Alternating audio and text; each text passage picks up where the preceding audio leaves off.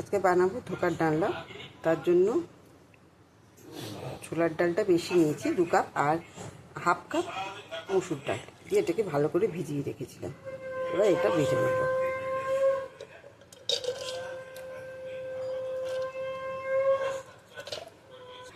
আর এর মধ্যে 2টো লঙ্কা দিয়ে এটাকে ভালো করে আগে বাটবো। আচ্ছা, কড়াইয়ে তেল দেওয়া হয়েছে, এবারে একটু হিং দিয়ে দেওয়া হচ্ছে। হিংটা দিয়ে একটু কালো জিরে ফোড়ন, ঠিক আছে, দিয়ে তেলটা গরম হলে তুমি পেস্টটা ওর মধ্যে কষা হবে। আচ্ছা, এবারে কি তেলটা গরম হয়ে গেছে, এবারে আমি ডাল বাটাটা দিয়ে দিলাম।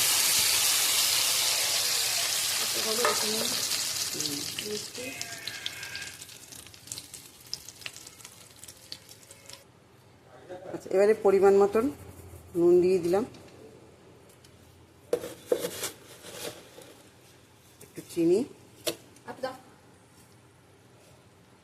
একটু হলুদ, একটু জিরে গুঁড়ো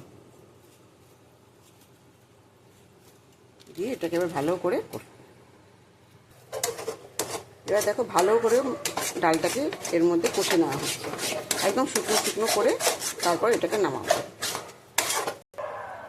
আচ্ছা, এবার এটাকে থালায় দিয়ে, থালাতে একটু তেল মাখিয়ে নেওয়া হয়েছে, নিয়ে ভালো করে এটাকে একদম চেপে চেপে বসিয়ে দেওয়া হচ্ছে।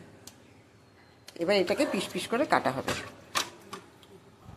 এবার এটাকে একটু একদম পুরো জল হাত দিয়ে দিয়ে এটাকে পুরো কষিয়ে দিয়ে এবার এটা একটুখানি পাখার তলায় রেখেছি ঠান্ডা হওয়ার জন্য, তারপর পিস পিস করে কাটবো।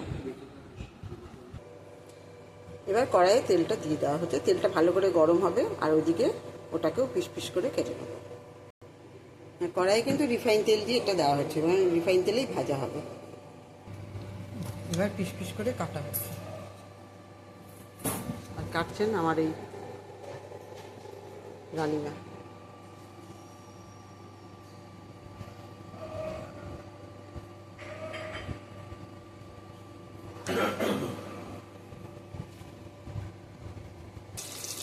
এবারে দেখো সব তেলের মধ্যে দিয়ে ভাজা হচ্ছে এক এক করে, খুব সাবধানে তুলতে হয় বরফি করে।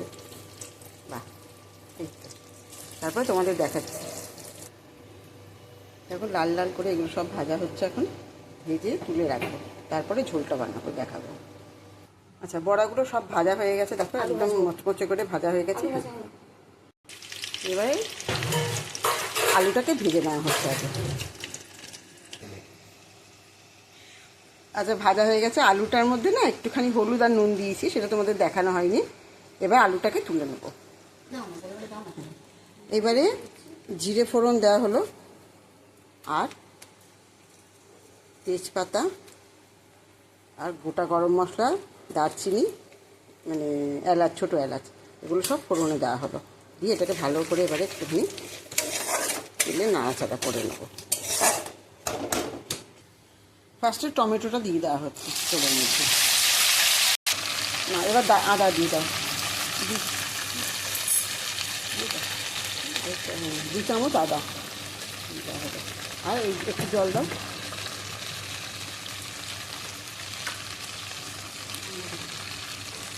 একটু জল দিয়ে দেওয়া হবে, এবার মশলাটাকে ভালো করে কষবো। এবার নুন দিলাম, হ্যাঁ চিনি, এবার চিনি দিয়ে দিচ্ছি। আচ্ছা, হলুদ গুঁড়ো, লঙ্কার গুঁড়ো, আর জিরে গুঁড়ো দিয়ে এবার এটাকে ভালো করে কষবো। এবার এটা ভালো করে এখন কষে নেবো, ঢাকাটা হবে।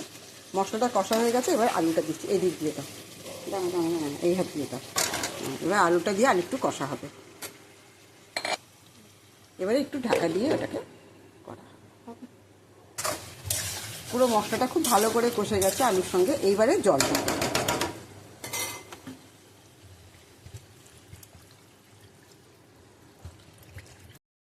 আলুটা সেদ্ধ হয়ে গেছে, আর এইদিকে দেখো এগুলো সমস্ত ভাজা হয়ে গেছে। এইবার এটা ঝোলের মধ্যে দিয়ে দেবো, বেশিক্ষণ ফোটাবো না, 1-2 মিনিট মতন ফুটিয়ে নামিয়ে নেব। এবার একটু কাসুরি মেথি ওপর দিয়ে ছড়িয়ে দেওয়া হচ্ছে।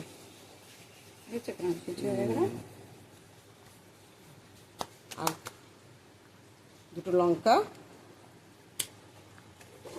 আর একটু ঘি দিতে হবে। মানে এত দীপার তাড়াহুড়ো কি বলবো আমি, এই ভিডিওতেই তোমার এই কথাটা আমি বলে দিলাম। এই যে এর এত তাড়াহুড়ো তপ করছে, কতক্ষণে ঘিটা দিয়ে দেবে দেখাবো আমি, সেটা ফোরসা দিচ্ছে না আমাকে। ঘি বললে আমি ছেড়ে দিয়েছি, দেখো ওই জন্য নাকি ও ঘিটা দিয়ে দিয়েছে আগে। বাবারে বাবা, ধোকার ডালনা রেডি। এবারে এটা তুলে রাখছি।